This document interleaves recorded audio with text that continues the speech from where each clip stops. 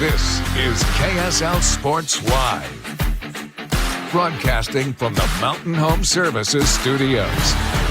Hey friends, we've got a lot to talk about this evening. BYU and Utah both at the Big 12 spring meetings down in Orlando.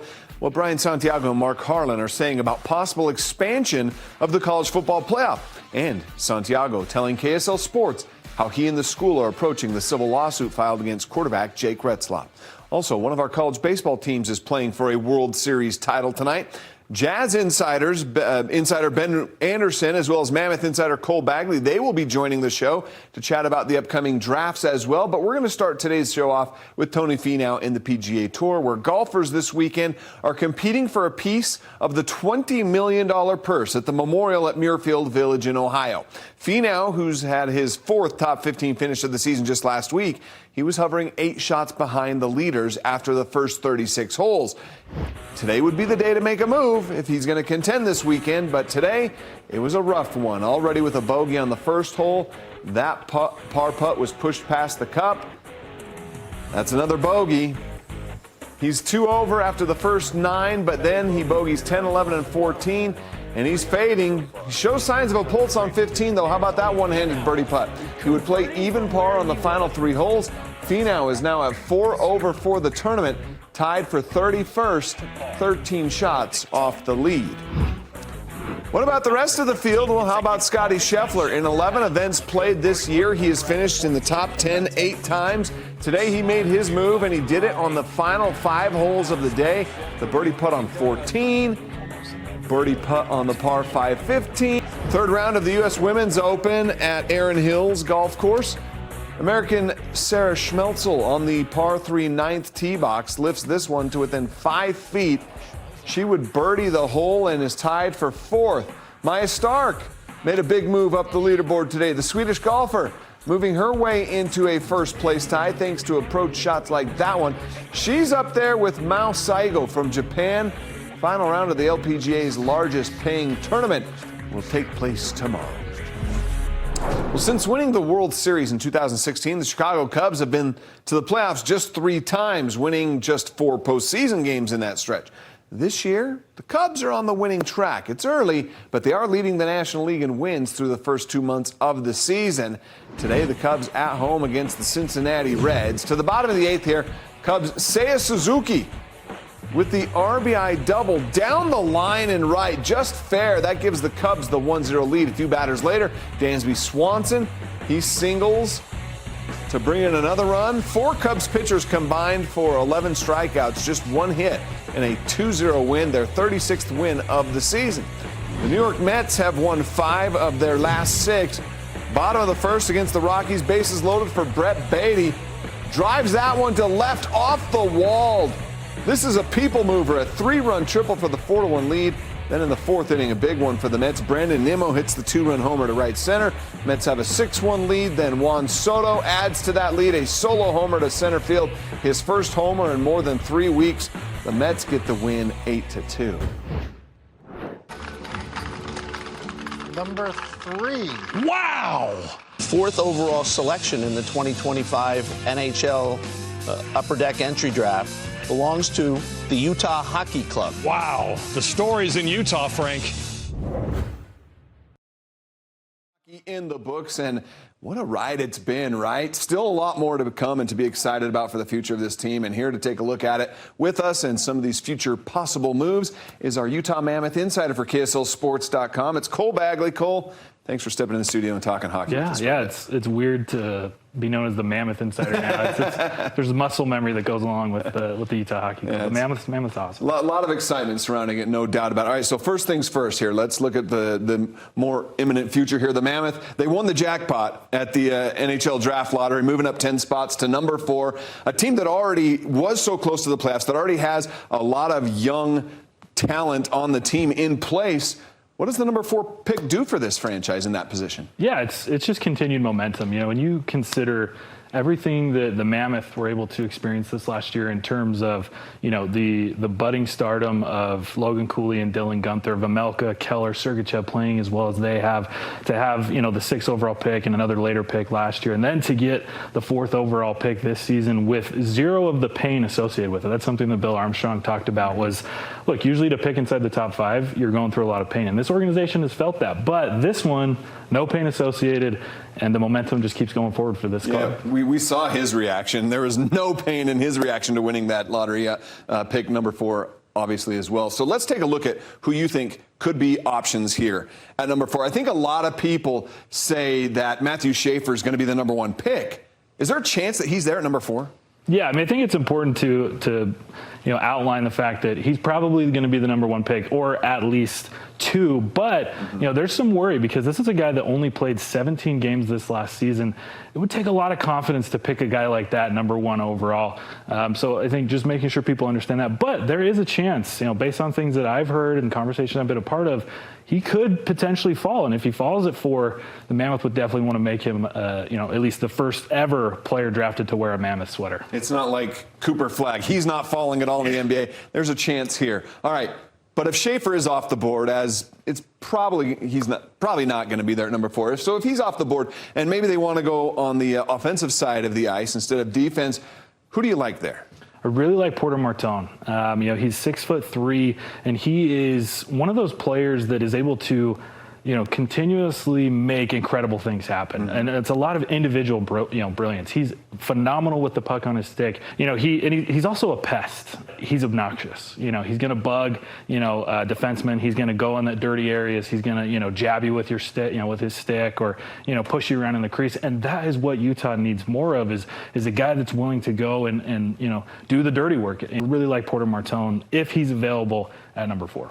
Yeah, if there's a mold of a player that Bill Armstrong likes, he likes those big players. Martone certainly would fit in that mold. Now, one thing Bill also has been talking about recently is there's a lot of championship-winning players on this roster. Most recently, it's been Keller, Cooley, Doan, Kesselring, all 4 of them a part of that World Championship team with USA. And winning does a lot for a franchise. What can it do for the Utah Mammoth already this season, having those 4 guys who are already leaders on the team bring championship winning experience now to the locker room? Yeah, I mean, this is a team that's stepping into year 5 of the rebuild. And they've gone through a lot of pain, as we already talked about. But what Bill is doing, and like you said, is he's adding championship mentality. He's adding championship experience. He did that a year ago by signing Ian Cole and Kevin Stan and Ole Mata, guys that have won Stanley Cups. He just added 2 prospects in Daniil Boat and Dmitry Simashev, who just won in the KHL. And now we're getting, these Americans who just did something, they made history. Right. They won a gold medal for the first time since 1933 at the World Championships.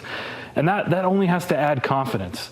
And not just confidence in general, but confidence in young players. Guys like Doan and Kesselring and Logan Cooley, who's only 21 years old. Not only did they win gold, but Logan Cooley led All-Americans with 12 points. I think he had 4 goals, 8 assists. It helps them get a taste of what it takes to win, right? It helps them understand what that takes going through adversity.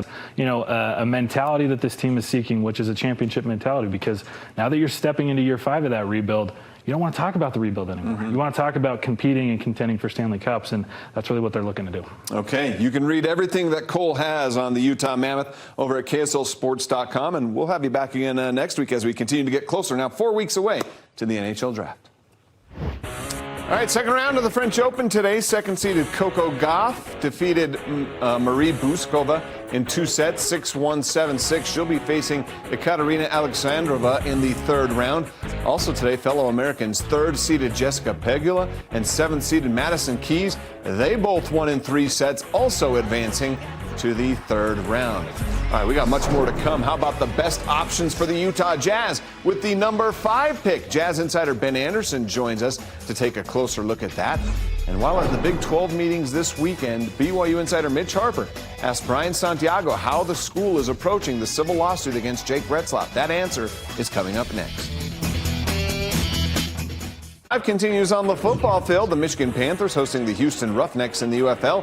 Houston with the 7-0 lead when Marvin Moody picks the pass off, goes 32 yards for the touchdown. 13-0 Houston lead.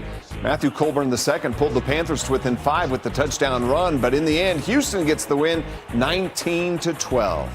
All right, Orlando, Florida was the place to be this week for the Big 12 Conference. No, not for a Disney vacation, but to discuss a lot of big-hitting topics at the Big 12 spring meetings. Athletic directors, executives, coaches from each institution, they were all down there, and possibly the biggest topic of discussion was further expanding the college football playoff, a 16-team college football playoff model, which would feature 5 automatic bids to the top conference champions and 11 at-large bids. Is the model gaining the most traction and could be ready by this upcoming season? The momentum from that actually coming from the SEC spring meetings, but a model that's also supported this week by Big 12 Commissioner Brett Yormark. Both Mark Harlan and Brian Santiago support a 16-team playoff. I'm for the expansion of it. I think that would be really good to have more teams involved in this sport that continues to grow. I have high belief in the committee, whether it's a straight 16 or or perhaps a 5-11. I think that that's the best way to go. We want to see what's showcased on the field rewarded, so that everybody has an opportunity to win championships. Certainly you want conference champions to have an opportunity to be in the game, and then you want everybody else that deserves to be in the game to be in the game. That's what we want to see. Well, it was about a year ago now that the NCAA agreed to the $2.75 billion settlement, which would usher in the revenue-sharing era of college athletics. This would allow institutions to pay their athletes up to $20.5 million total. Money that comes from media rights deals, ticket sales, bowl game distributions, and other revenue streams. Now, as of today, that settlement still has not been given the final approval by the U.S. District Court. This, though, was still a big topic of conversation this week at the Big 12 meetings, and both BYU and Utah say that they will be aggressive when that time comes, meeting or coming close to that maximum $20.5 million cap. We've been preparing for it for an entire year. We're well situated to move forward as part of this new revenue share. We're ready, and we'll pivot when we need to pivot. We feel very good about where we're at. We've been working on it for well over a year. We've had working groups internally looking at how we're going to distribute revenue. We certainly are going to be at the max at the University of Utah, thanks to our great donors, our great administrative support. So we're excited about it. The 5th pick in the NBA draft will be made by the Utah Jazz. Yeah, that countdown to the NBA draft, it's now about 3.5 weeks away, where currently the Jazz do have that 5th, but also the 21st picks in the first round. A lot can happen, of course, between now and then. So to help us break this all down, we've called on our NBA expert, KSL Sports Utah Jazz insider, Ben Anderson, in the studio to look ahead. Now, Ben, first off, I know it's been in the past, few weeks. We should be burying this now, but there was that lottery letdown. We haven't talked to you about that since. Is 5 still a good pick, though? That's the question I think a lot of Jazz fans have. Contextually, yes, 5's a good pick. Compared to number 1, right? Not so much. But when you've talked about where the Jazz were drafting at 9, 10 in the last few years, and then so many picks in the teens and 20s, yes, 5's a very good pick. And whoever the Jazz land is going to be the best prospect on the team. They should expect that with the 5th pick. Okay, so let's take a look at some of those possibilities for the Jazz. Of course, I think we know Cooper Flagg's not going to be there, likely Dylan Harper. But after that, it could really go any direction. Who do you think is maybe the top guy on the Jazz board? I would look at a name like Ace Bailey. If you're looking for a player who still has that star upside, maybe the type of person who can be the number 1 offensive player, number 1 scorer on the team, I think Ace Bailey is a guy who can do that. And you can look at his difficult shot making, and I think that's really what his sell is. You look at the playoffs now, Sam, and it's just guys making difficult shots over good defenses. That's how good the NBA has gotten now. And Ace Bailey at 6'7.5", maybe a little bit shorter than we had thought coming out of Rutgers, but the shot making is as good as you will see, and really better than any of those top 2 players that we mentioned already that are expected to go number 1 and 2 overall. So he's the type of player that has a chance to be a 20-point-per-game scorer, if not higher, if he really hits his potential. And I think that's where the excitement with Ace Bailey comes from. Yeah, 6'10", you mentioned. He's young, too, right? So, and I guess most of these prospects at this point are, but youth means there's probably a higher ceiling there as well. All right, another intriguing prospect, I think, for the Jazz is VJ Edgecombe. Yeah, BJ Edgecombe, a lot of fans probably locally saw him playing at Baylor in the Big 12, so he was at Provo playing against BYU and had a big game there. He is, without question, the best athlete in the draft, and that's really his draw. He's about 6'4", so close to 6'6" in shoes, and you get everything you expect from an athlete. He's super explosive. You look at where he takes off when he's going to the rim and attacking. He's really awesome in that sense. Now, his overall game offensively, it's going to be a work in progress. He's not like a Donovan Mitchell type ball handler, if that's what fans are expecting. He's not going to be a point guard by any means.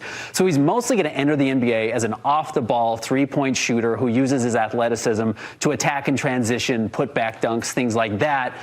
If the other things come along on the offensive side of the ball, he does have that star potential. But the physical tools are super impressive. So when we talk about that number 5 pick, and we mentioned, it's not the number 1, but there's still great options here. Is there a chance the Jazz move off the pick? Maybe they try to move up a couple spots if they really like a guy, or do they even look at moving down? Hey, we're talking about Danny Ainge here. Right. So if Danny Ainge is in charge, he's trying to make deals on draft night, and he's made some of the best draft trades ever. We look at Jason Tatum moving up to number 1 or moving back so Markelle Fultz could go to the 76ers, and he gets Tatum at 3, who's turned into a champion and a superstar. So Danny Ainge is going to do his due diligence, and we know he'd gone on, or he'd talked to Shams, he'd talked to Pat McAfee, and they'd said, even if the Jazz don't get number 1, they're going to try and get there. They can't move up to the number 1 pick. Right. I'm going to burst Jazz fans' bubble. But the Spurs at 2, maybe you can get up that high. 3 and 4, the question becomes, how much are you willing to give up? Because we're not going to know who's going to be on the board at 5 until draft night. This isn't going to be the type of draft where lockdown, we know who 3, 4 go and who's going to be sitting there for the Jazz at 5. I think there's still going to be some mystery. So if I were in charge, I'm not sure I'd be willing to break the bank to move up 2 spots for a guy who may slip to me anyways. Okay, but there's going to be a lot of options. All right.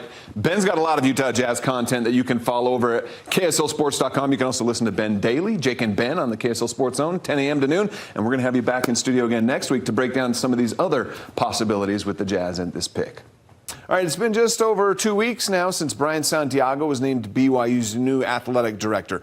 Already in those first couple of weeks, he's had some very big issues to face as the leader of BYU athletics, and some big decisions as well, including how he and the school or the athletics department will be approaching the civil lawsuit that was filed against quarterback Jake Retzlaff. As you may remember, in a lawsuit that was filed on May 21st, Retzlaff was accused of sexual assault against a Salt Lake County woman. BYU issued a statement that day saying that they take the allegation very seriously and will follow all guidelines and processes mandated by the Title IX office. For the first time since the lawsuit was filed, Brian Santiago publicly addressed the allegations and told KSL Sports that he is confident in how this will all be handled. Certainly it's a tough situation. Be ignorant not to say it's a tough situation, but it's a private matter that's going to be handled privately. We just found out about it when others found out about it. And so we want to respect the privacy of Jake. We want to respect the privacy of the university. We want to respect the privacy of those involved as the matter gets worked out, and have full confidence that the right thing will happen moving forward. Well, did you know that a college team from Utah is playing tonight for a World Series title? More on Salt Lake Community College's run to the JUCO World Series. It's been a wild one. That's next. This one is blistered down the line and right. It is gone! Dozy has done it, and Salt Lake a lead in the 8th. Avery Dozy with the biggest swing of his life. 2-run homer, and it flips the script. Salt Lake leads.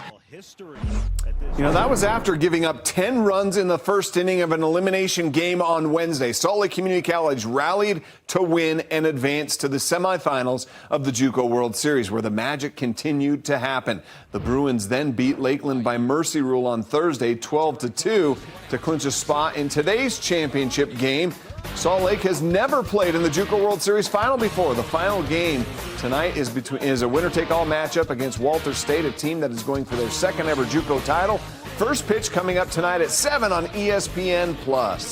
Also tonight, Real Salt Lake, they've recently hit a bit of a bad luck stretch these last few games. Last weekend, RSL had a 2-0 lead against Vancouver, but the Whitecaps overcame the deficit and scored in the final minute to beat RSL 3-2. Then on Wednesday night, RSL had their 1-goal lead slip away in stoppage time against Austin FC. And Diego Luna's last-minute shot missed just to the right to end the game in a draw. Can they break this little trend that they've got going on tonight? RSL visiting the Galaxy at 8:30. We'll be right back. Season began today, and two-time reigning champion Utah Archers were in the finals rematch from last year against the Maryland Whip Snakes. Game tied at 6 in the fourth quarter. That's when Dyson Williams gave us a play of the day candidate, that behind-the-back goal for the 7-6 lead.